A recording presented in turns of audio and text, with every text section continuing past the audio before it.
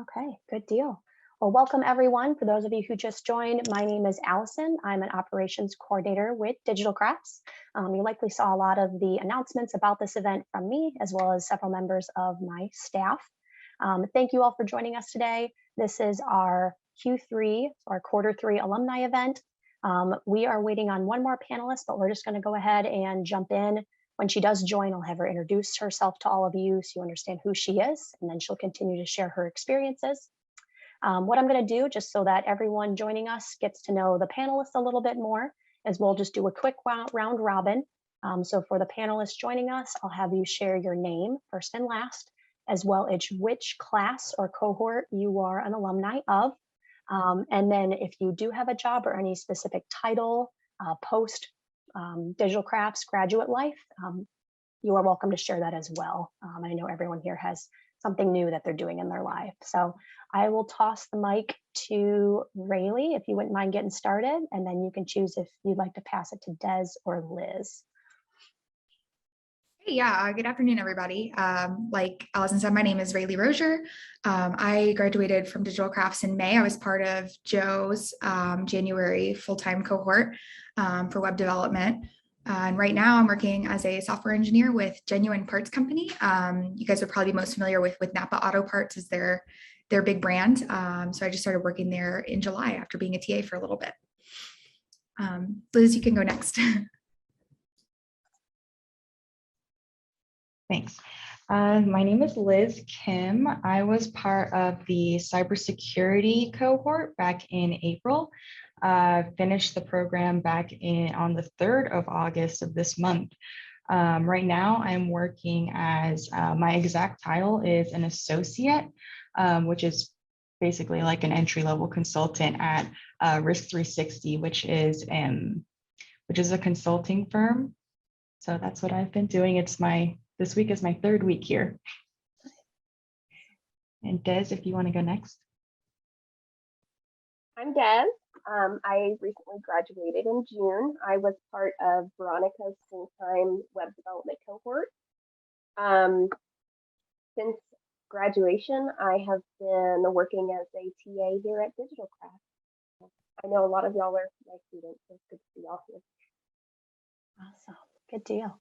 Thanks everyone for introducing yourselves. Just a couple ground rules before we jump into questions for this panel. If anyone on the call today does have a question, we just ask that you use the raise hand emoji so we can make sure we get to you. That's located at the bottom of your screen to the right. You are also welcome to use the chat feature if at any point you have a question for the panelists. We will keep monitoring the chat as well.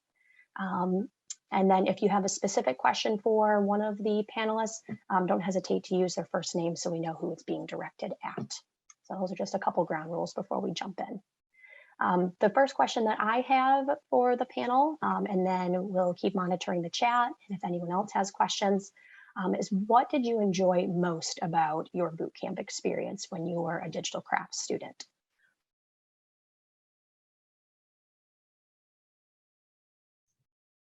So I can go first on this one.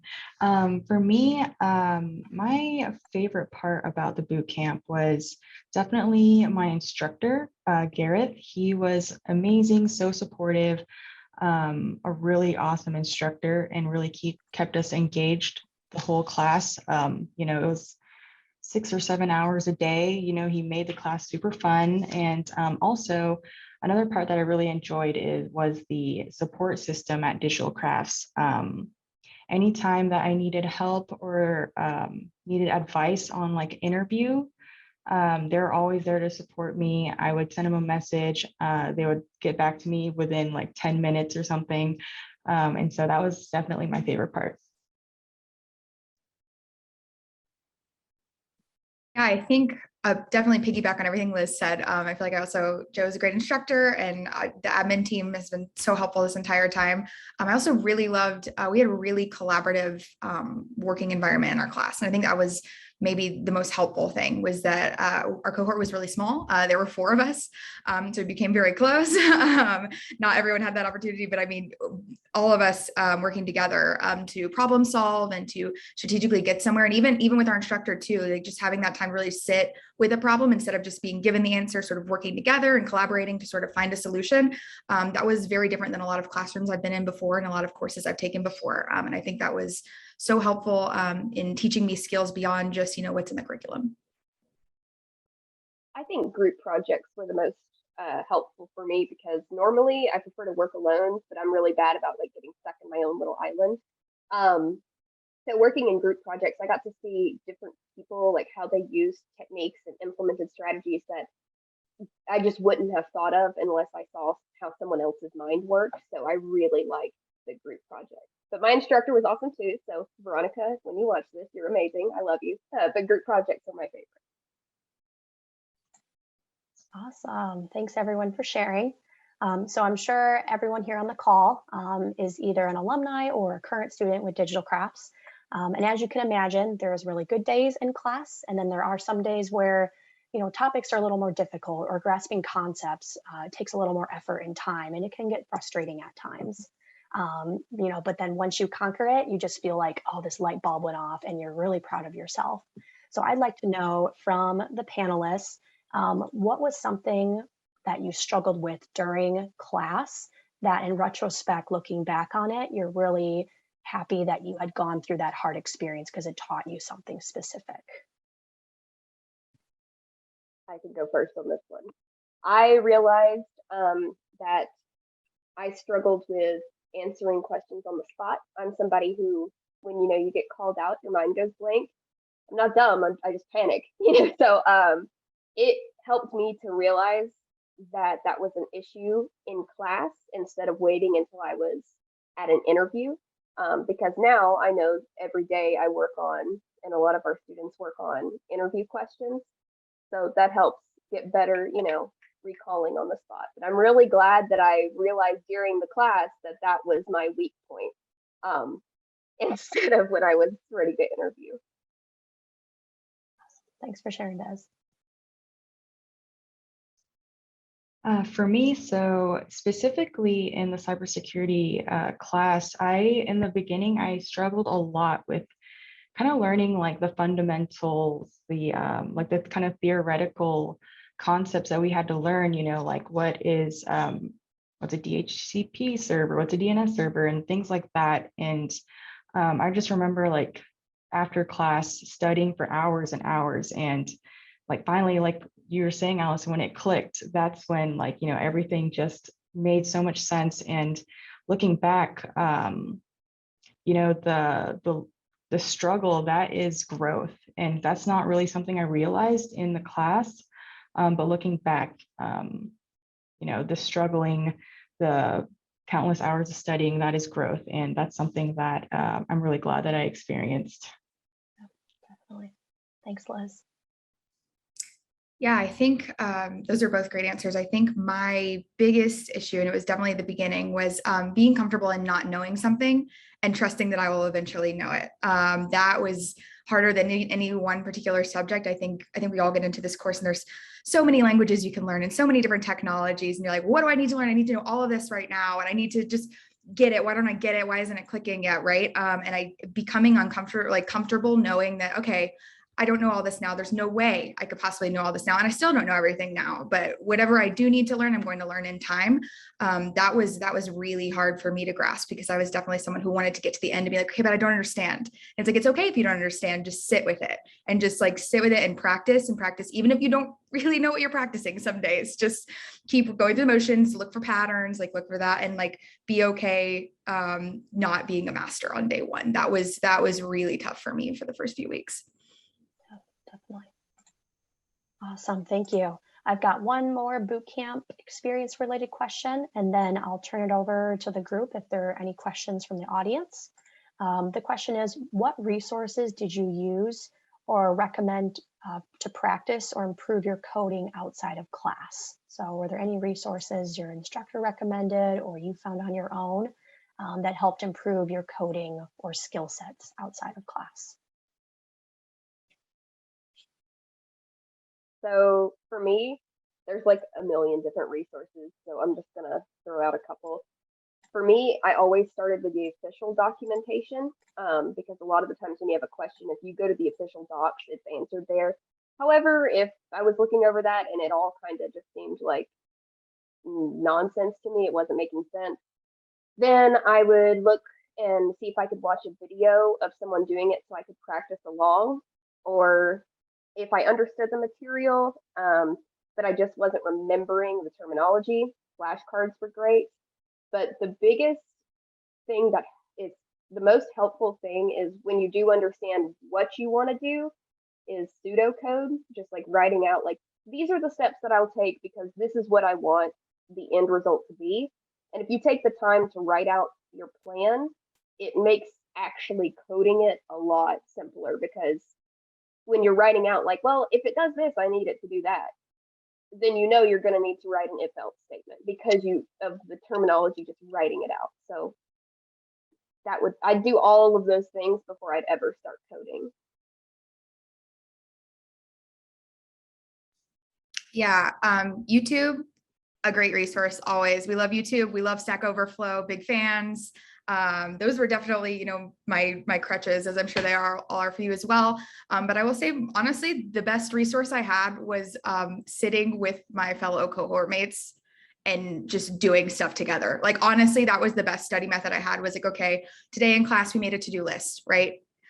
We're going to go back and me and my buddy are going to sit here and we're going to make that to-do list again, or try to debug each other's code. That honestly was the best study material I had, more than like buying a Udemy course or something like that. Just like the repetition and just the hands-on, and maybe having a pair programming partner.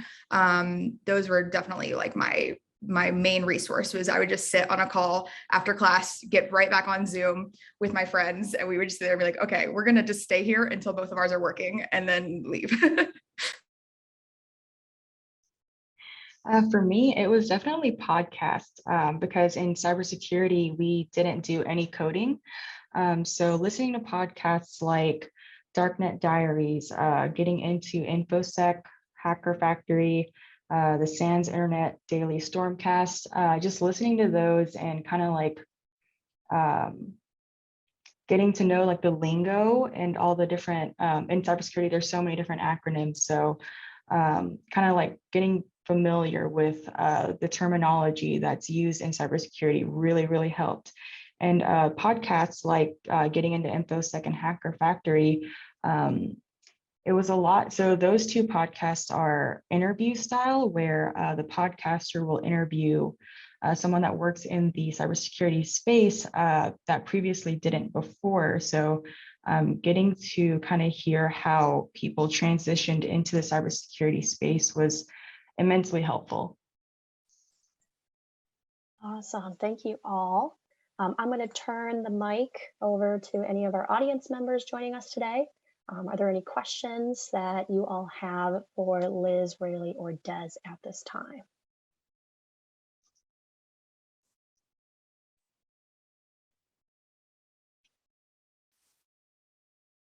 Okay, that's okay. I've got more questions. If you do think of any, like I said, don't hesitate to throw those in the chat or raise your hand. Or if there's something specific one of the panelists mentioned while they're chatting, don't hesitate to chime in and they can clarify a few things for you. So the next question, these are going to be more about the current roles that you three have.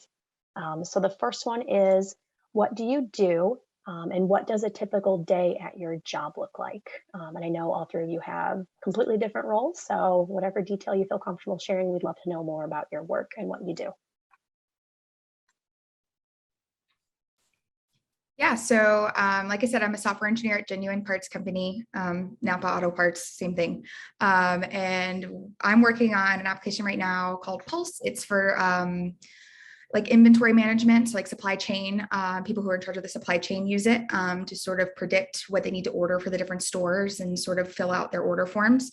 And right now, the plan is to take the app. It's in a very outdated version of Angular, and we're converting it into React. So I write React every day, and I write just all the different components and trying to basically rewrite the app, but in a more modern way.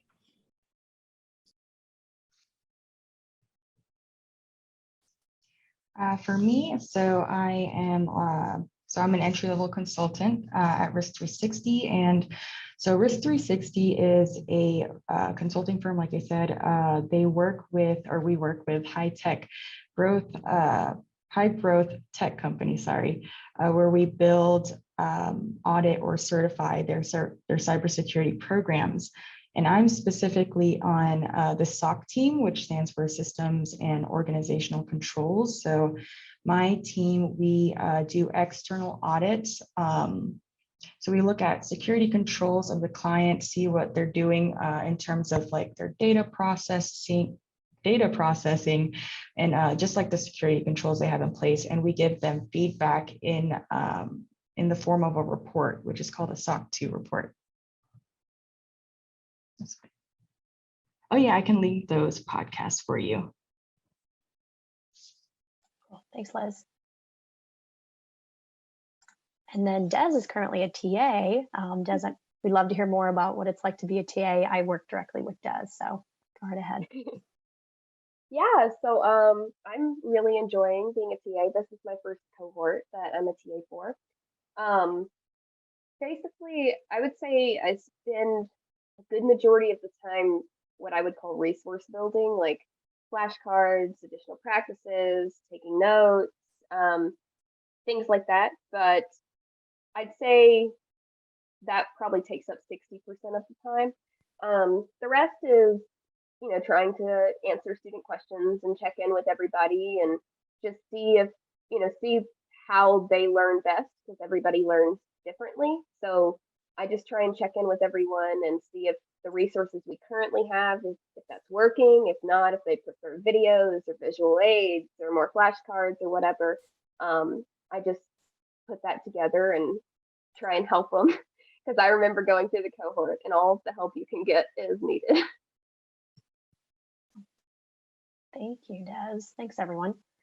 Chris, I know that you threw your question in the chat, but just wanted to see if there were any other questions you had while your hand was raised. Yeah, can you hear me? Yep, I can hear you. Awesome. Sorry, I'm at Chipotle eating lunch. So fine. my question was, so I'm a hairstylist. I've been doing hair all my life. I have zero background in tech. And honestly, I'm the guy that's always calling the IT department, and they tell me to just flip it on and off. So it's like, I have zero knowledge. My question and concern is like, how accessible is a career like cybersecurity for someone with very little technology experience? And then also, what are the backgrounds of everyone in the panel before the program? I'm sorry if you already covered that. I was ordering my burrito. No, you're totally fine. Liz, do you want to tackle that question? Yeah, sure. So I was the same way. So before the cybersecurity bootcamp, I was in the fashion industry. I worked as an operations manager at a shoe company, and I had zero experience in tech as well. But I mean, I think the cybersecurity bootcamp at DigitalCrafts, I think they did a really good job at kind of like, starting from the ground up and learning, the fundamentals of, like networking and the concept of like computers and how computers and servers work, and what are all the different protocols that they use to like communicate with each other. And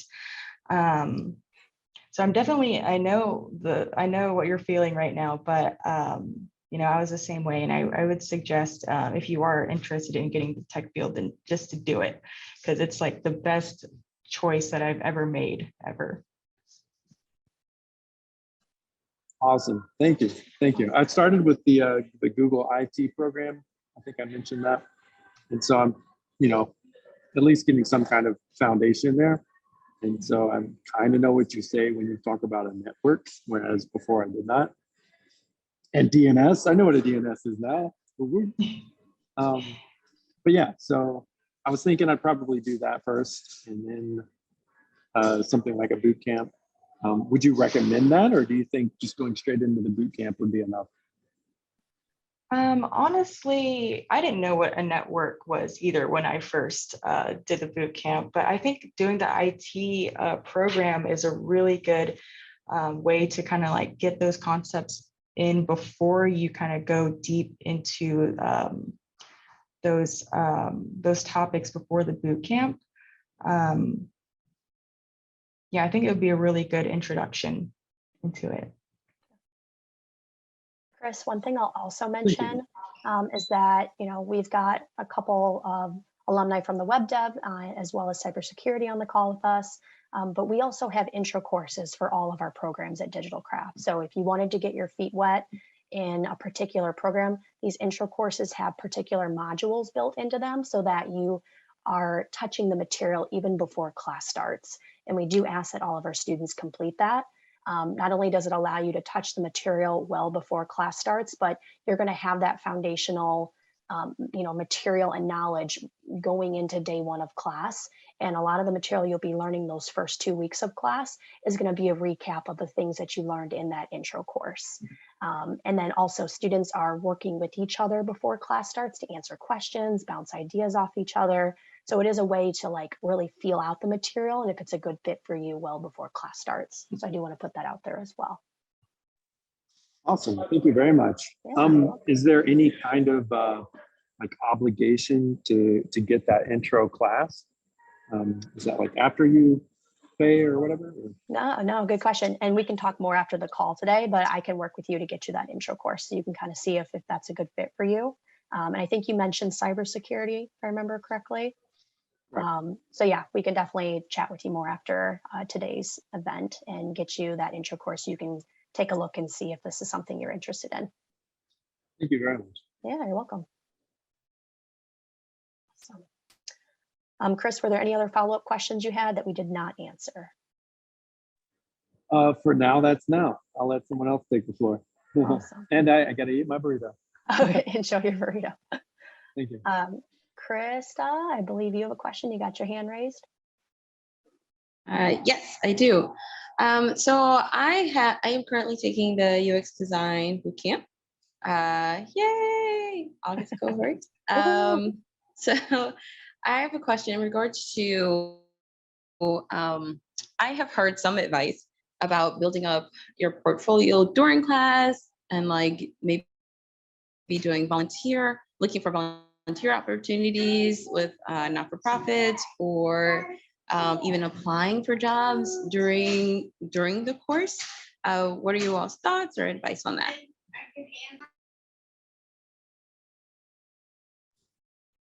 Well, I was in web dev. Oh, I'm sorry, Rayleigh, did I cut you off? Go ahead. You're good, girl. Go. Okay. Well, I was in the web dev course, and it's important for your portfolio that when you're working on it, probably the biggest thing for me that I saw with other students is make sure that the projects you're linking to it are actually complete. But as far as applying for jobs, that's not something you're going to get into until at least the second half of the cohort. I would recommend just focusing on the material for the first half. Don't even think about applying for jobs until you reach that halfway point. That's when I would start, because I think you need to get at least a foundation down of what you're going over before you throw something else on your plate, because you're going to have a lot of work cut out for you. So I just wouldn't want you to take on more and then get overwhelmed or burnt out. So that's where I would start. Yeah, to be back on what Des said. So I also was concerned about that. I was also from the web dev course, by the way, so I'm not sure, it could vary for UX, but here's my experience of web dev. I was like, oh, I'm not gonna have enough projects on my GitHub and people are gonna look at me and say, oh, I'm underexperienced. I don't have 10 repos going and they're not all like these crazy things. And what ended up working for me personally, I don't know if it's the best approach, but what worked for me was taking the projects I did have, the projects I made during the cohort, not separate from the cohort, the ones I made during the cohort, and making them the best possible version that they could be. Even if that's, after the end of the project date, right? So there was one project I really liked working on. It was like our second to last project. I loved it. As soon as I got out of my cohort, I just worked on doing everything to that I wanted to do that I couldn't do in like the week that we had. And that ended up being what I got the most questions about during my interview to get this job. It was not like, we didn't even touch on every project I had, right? They looked at this one project and said, okay, why did you do this? Why did you set it up this way? How did you do this? And really like grilled me on that one particular project. And so I was really glad that I had worked and sort of focused on just a few things instead of trying to get as many different opportunities. And because you're gonna be working so hard and doing so much, especially if it's a full-time course as well, or if you're doing a part-time course and you're working. I would say focus on what you complete during the cohort, make those as best you can. And then once you feel like those are in a place where you would want to present them to an employer, maybe then move on to the next project. Yeah, I definitely agree with I guess starting to apply to jobs, waiting kind of until that second half of the cohort. For me personally, so the way that I got this position was through, so during the 3 career days, we had a bunch of guest speakers come in, which were a mix of, alumni from DigitalCrafts, and people that worked in the cybersecurity industry. And what I did was, after every guest speaker spoke, I would find their LinkedIn, I would ask to connect, and I would send them like a little thank you, a personalized thank you note. And in the end, I had 2 reach back out to me. One was an alumni who had referred me to a friend's company. And then the second person was the director of talent at Risk 360, the company that I worked for. And that's how I kind of made that connection and like found a job within cybersecurity. Thank you. Awesome. We did have one question come up through the chat. This one's from Carol. Her question is, what skills are you learning now? And do you do this on your own time, or does your job include time to keep learning?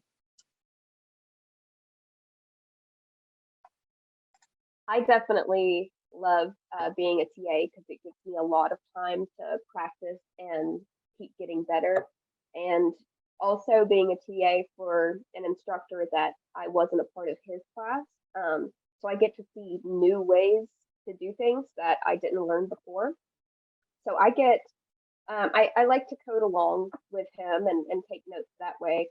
But I would say I probably spend only about an hour, I'd say, after work working on just working on problems and seeing if I can come up with the question, if I can solve it on my own, and if I can explain every single line of code as to why I chose to do it that way instead of a different way, because there's more than one way to get to the answer. But I, as a TA, I get, 6 hours a day working on this stuff again. So I really, really like that. Yeah, one thing that I really love about the field so far, and like why I think maybe a lot of us chose to be, web developers or be in the tech field, is because we're lifelong learners, and we're people who are always going to want to keep learning and are curious and want to keep changing. And the way that the industry changes, I feel like it's always open for more learning, and employers, at least in my experience, sort of understand that and want that, because otherwise your tech gets outdated, right? So like I said, we're taking something that's already built in Angular, a completely different framework, and converting it to React. We obviously don't learn Angular in the React, in the DigitalCrafts like web dev program. So I spent my first 2 weeks here learning Angular JS. And that was completely got paid, was totally part of my job, was not after hours. Like they gave me a Pluralsight membership, which is like Udemy, if you guys aren't familiar. And they just said, how about it, learn Angular. So that was definitely part of it. They know that I'm coming from a completely different background. They expect me to learn and to need time to learn. And so I don't think in a healthy workplace, you would ever be asked to study long hours once you get off the job for something that is part of your job. So learning is definitely built into my job. It's something that they expect me to do. And yeah, even so far, again, like I'll probably go back to that later. I'm trying to learn Java as well because that's what our backend is built on. So, you know, I'm always, you know, the learning never stops just because your boot camp ends. Yeah, same here. My company knows that I'm completely new to this industry. So right now I'm doing training on cloud concepts. So like AWS, Amazon Web Services, Microsoft Azure. I'm doing training on those right now. And they do include time to keep learning. So my days right now are just filled with training on cloud. Thank you. We also had a question come in, and I'm guessing, Wes, correct me if I'm wrong, your question was, how was the interview? Was it hard? And my guess is that that question was to either Rayleigh or Liz when you both went through your interview process. So if you wouldn't mind just commenting on what that interview experience was like from both of your perspectives. Yeah, so I thought I completely bombed my first interview for this job. I remember getting off of the call, like on the verge of tears. And I like walked in and was talking to my family. I was like, I think that was the worst interview I've ever had. They were asking me a bunch of questions about like backend and Java. And I definitely didn't know Java, and I like kind of knew backend. It was not my favorite thing to do in the course. And I was like, oh yeah, that was just the worst 30 minutes of my life. That was terrible.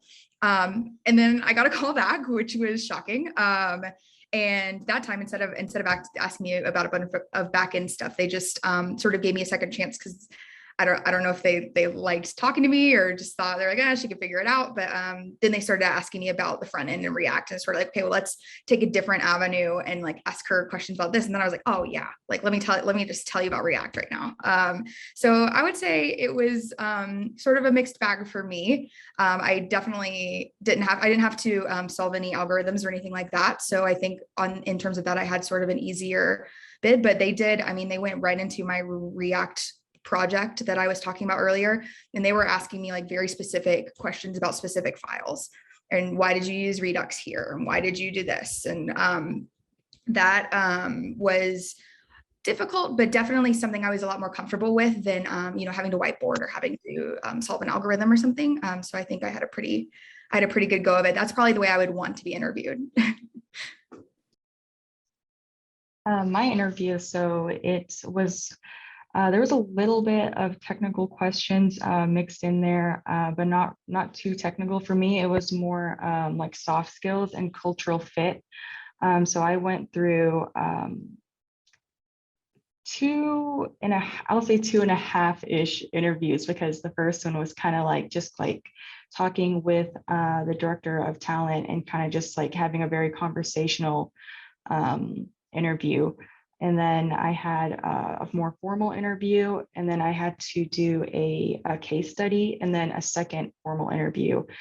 So that was my process, and yeah, very, very minimal technical questions, which I was really nervous about those, but I was really glad that they didn't really ask me too much. But yeah, more of a cultural fit, I think. Great. And then tag teaming off of that, I know the question was about interview, was it hard? What was hard about it? But would just be curious from all three of you, what tips do you have for those that are attending the panel today, in regards to what you did to prepare for an interview, or what do you wish you would have done more in preparation for an interview? What tips worked well for you that you may have gotten from someone else? The list goes on. So if anyone has tips for the group, those would be great. Yeah, I think sort of piggybacking off my last answer, I think my number one advice would be just to be honest, like be so honest. If you don't know something, say you don't know something, because that's might not even be a deal breaker. I feel like, again, like there's so much imposter syndrome that you're going through right now. You're trying to do this huge career change. You're like, why would somebody hire me? I don't have any experience in this field, right? And so sort of the impulse is to maybe inflate yourself and try to speak beyond what you know. And I would say, like, honestly, the thing that worked best for me was being completely honest, saying, hey, I'm not familiar with Java, but I do know, I've worked with Python. That's also an object-oriented programming language, and try to relate back to your own experiences, and be honest when you don't know something, because it might not be a deal breaker for the right employer. For me, my advice would be to research the company and come in really prepared, because so when I came in to do my first formal interview, I made sure that I knew exactly what the company did, all the different services they offered, their core values, their mission. I found their YouTube channel, their podcast, and their blogs.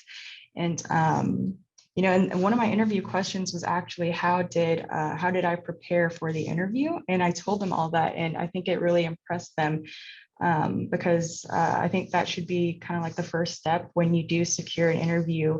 And yeah, they're saying that like not everyone does that, so they're really impressed by that. Yeah, both great answers.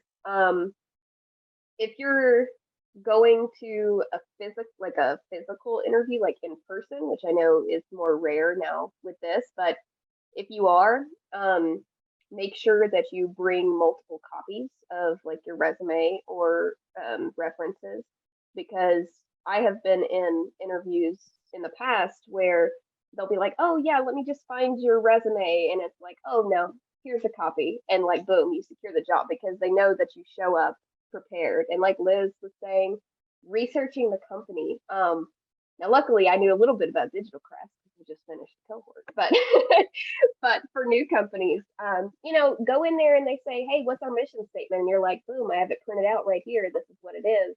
It shows that you care about that company. It's not just getting a job. You care about working for that specific company.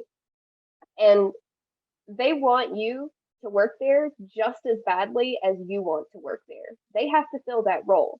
So don't forget that. They want you to be a good fit. So don't like get so nervous that you know, that you think poorly of yourself. Like poor Rayleigh was saying, like she thought she bombed her interview, you know. But you know, if they see something in you, even if you're not well versed in one part of the subject, that's okay. Just be honest, and you may be a good fit personally, and they'll be willing to train you. Awesome. Thanks, Des. Thanks, everyone. Matt, I think you've had your hand raised for a bit, so I'm going to toss the mic to you to ask a question. Yeah, absolutely. Hello, just want to start off by saying shout out to Des, who is a fantastic TA. Anyway, yeah, so my question basically is, we're just starting week 5 of our cohort. I think now is kind of a time where we're getting like a good grasp of like our strengths and weaknesses with the subject matter. So do you believe that it would be more beneficial to, you know, pick out your strengths and focus on studying those and get really, really good at specializing, or to like recognize your weaknesses and try to practice more on that so that you become more well-rounded when you start doing your interviews? Yeah, that's a tough question. It's a good question. I don't know if I know the full answer, but I will tell you, I think, so I'm working on React right now, right? Love front end, back end is scary to me still a little bit. I do okay, but really my job is mostly front end, even though I'm kind of listed as full stack. And I will say, even now I'm still interacting with our database. I've still got to be in there. I've still got to be able to read SQL. I've still got to, even though it's not my job, it's still something that is adjacent to my job. It helps me do my job better if I know, okay, where is this data coming from? And now I know how to display it, right? So I would say I would not go whole hog just for personally, just because I think the way that they play together, even if you end up, I only want to work in front end or I only want to work in back end, you know, that's not how like being on a web development team works. You know, it's kind of, you kind of have to at least have a good gist of what your coworkers are doing to be able to work well with them and sort of streamline things. So I would say, don't, even if you know what you love, you know, sort of try to be as well-rounded as possible, because honestly, the things that you love and that you understand the most, you'll excel naturally at anyway. And I think you'll develop those talents anyway without feeling like I'm going to pigeonhole myself into just only being front end, right? Like you're going to naturally develop your talent where you feel comfortable. And so I would say, soak it all up. I would not put yourself in a box yet. Yeah, I totally agree with that. I would say, yeah, don't put all your eggs in one basket. I would say get kind of like a broad understanding of, you know, multiple concepts. I think that could show a long way in an interview to know that you kind of have a little bit of knowledge of this and this and this, because I mean, I think the interviewer would know, you know, if you don't have experience in the field or whatever, I think it would go a longer way to kind of just have like fundamental understandings of multiple things. There's this saying. Go ahead. Oh, nope, go ahead. There's this saying. There's this saying, and I don't think many people know the whole saying, but a jack of all trades but a master of none is still better than a master of only one. That's the whole thing. So even if there's like one, like if there's one language, or let's say when we get to Redux, a lot of people take a diff with Redux. It's okay if you find yourself struggling with one language and that is your weak point, as long as you understand it enough to be like, okay, this is the concept of what it's doing, like Rayleigh and Liz were saying. If you understand it enough to like be able to work with someone who works in that particular language, then you'll probably be fine. But I wouldn't just say I'm good at Python, so I'm only doing Python. But that being said, you know, if you prefer backend to front end, so you can focus on the backend languages, know how to talk with the front end languages. And then, you know, when you're on your job search, you can look for more of a back-end developer instead of full stack. But a lot of companies are moving to full stack developers instead of just specialized. So keep that in mind. Awesome. Thank you, everyone. Matt, does that answer your question? Yeah, that's perfect. Thank you so much. Awesome. We did have a couple questions come in the chat from Jordan Tuss. It's a three-part question, so I'm going to start with the first question. The question is, how did you research company culture, and what questions did you ask your potential employer during the interview process to find the right fit? And Liz, I think you may have mentioned that a lot of your questions were more company culture based. So would you like to start with that question? Yeah, sure. So how did I research the company culture? I'll start with that one. So I think I was fortunate enough to find a company that has a lot of content on their website. They have a bunch of different blog posts that not only go into like cybersecurity topics, but also company culture. So I found articles that, you know, they do this 100-mile race every year, and they do quarterly offsites, and just a bunch of like fun little things. Also, they have a lot of stuff on their YouTube channel, so I was able to find those, and also Glassdoor. Glassdoor is my best friend. I found a lot of information on that about company culture on Glassdoor. And then what questions did I ask the employer during the interview process? So one of my questions I asked, so each of my interviews had 3 or 4 interviewers in them, and I asked each one of them, what is your favorite thing about working at this company? And I feel like that was a really good question, kind of open up dialogue. And a lot of people went into, you know, the cultural questions, the cultural answers. And I feel like that was a really good question to kind of start that conversation, and that, you know, how the culture works here. Thank you. Yeah, that was a big concern of mine, Jordan. And sort of, I'm glad you brought it up, because that was what I noticed. So I went through 3 or 4 interviews, I think, for this job at a Fortune 500 company, someone you would expect, you know, a large company, right? I went through 4 interviews total, and I didn't see a woman giving me an interview. And that was really concerning to me, because I was like, okay, am I gonna, you know, what am I walking into, and sort of what's the makeup of this company, right? So I actually asked in my last interview, I said, okay, like, you know, what are your goals for diversity and inclusion? Sort of where do you stand? Am I going to be the only girl in the room, basically?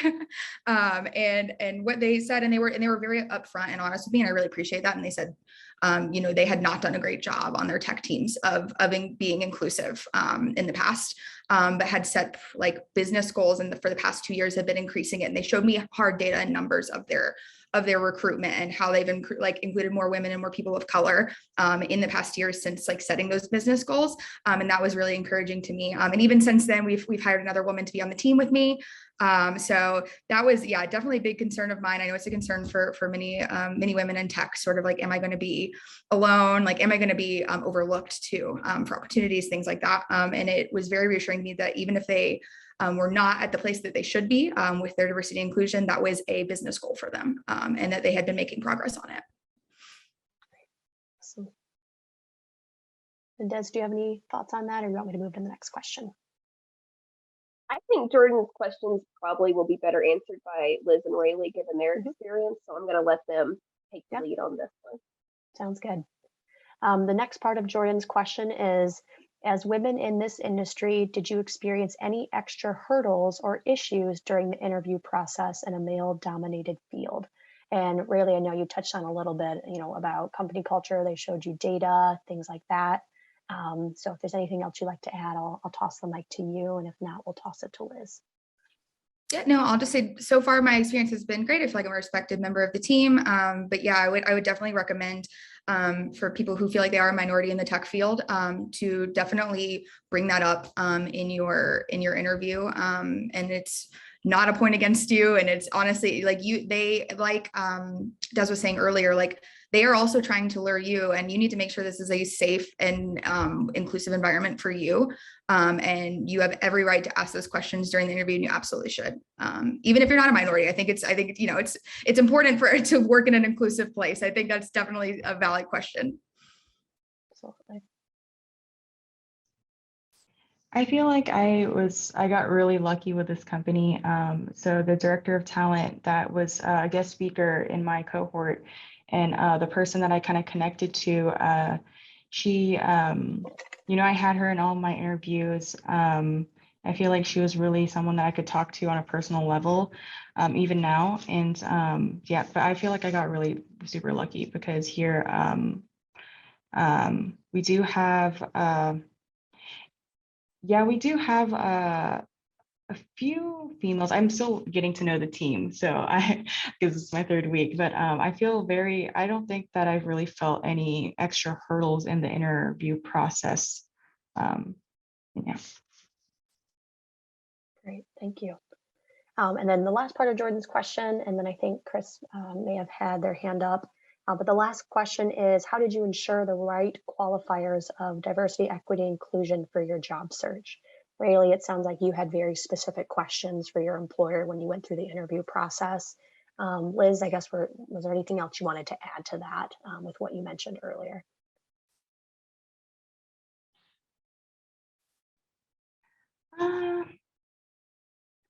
Honestly, that was not really something that I was really paying attention to at first, because I don't know, I just connected with Jessica, who was the director of talent, and it just kind of all just flowed really well from there. Yeah, awesome. Great, thank you.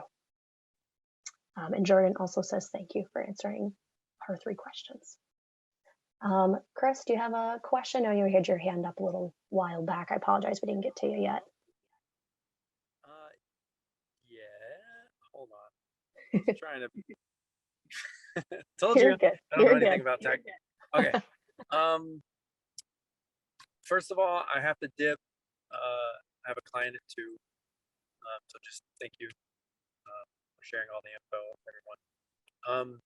I wanted to see if I could get this, is it recorded? Can I get a full length version of it after? Yeah, absolutely. Yep, so this will be recorded. It's being recorded right now. And then once that link is available, just shoot me a message on Slack and then I can get that to you. Not a problem. Thank you. Yep, you're welcome. So my question is, does the, this might be a little specific to the cybersecurity program, but does it prepare you or student for any of the certifications that might come highly recommended? Does it have any of those certifications, or does it come with after, or are there any kind of vouchers for that? I don't know if that's a dumb question. And then also, I guess, is there any kind of continuing education set up through DigitalCrafts? And then last question, is there any kind of job placement program? And if so, how does it work? All right, done. Liz, did you get all those questions?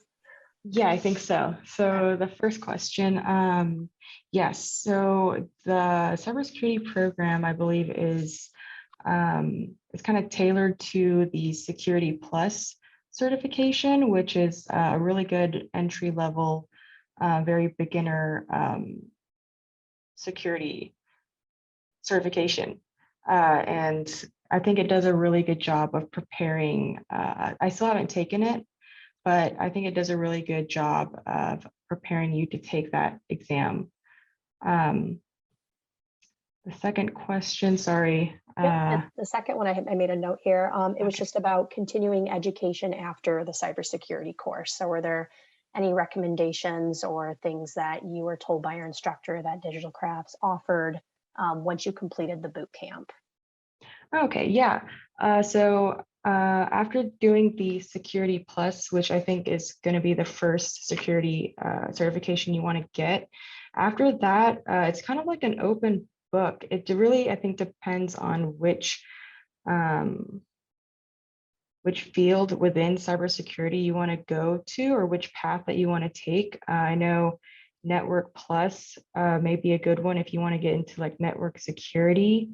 There's also a couple of others that I can't think of on the top of my head, but I know that the Network Plus certification is a good one. I've heard like getting the CCNA would be good too. Yeah, those are all the ones I can think of right now. Yeah, awesome. And then the last part of Chris's question was job placement. What did that look like for you while you're going through the class? I know that you connected with some guest speakers on LinkedIn and other means, but kind of what did job placement look like maybe for your peers or just ways to go about having job placement throughout the class? Okay, yeah. So I wouldn't say there's like job placement, like a hard job placement type of thing, but I know there's a Slack channel where every day it's updated with positions where you can apply to online within cybersecurity. Like I was saying, I connected with the guest speakers that came to my cohort, and that's how I kind of furthered my network within LinkedIn and ultimately got a job. Awesome. And then I'll also just bounce off of what Liz just said. We do have Slack channels not only for cybersecurity jobs, but also UX and web development.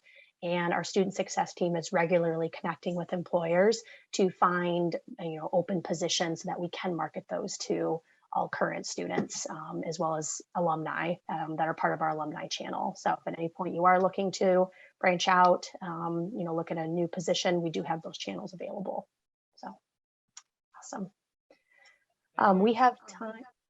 Oh, go ahead, Chris. Do you have any more questions? No, just wanted to say thanks and bye. Thanks, Chris. We have time for one more question if there is anyone else on the call who is dying to ask one.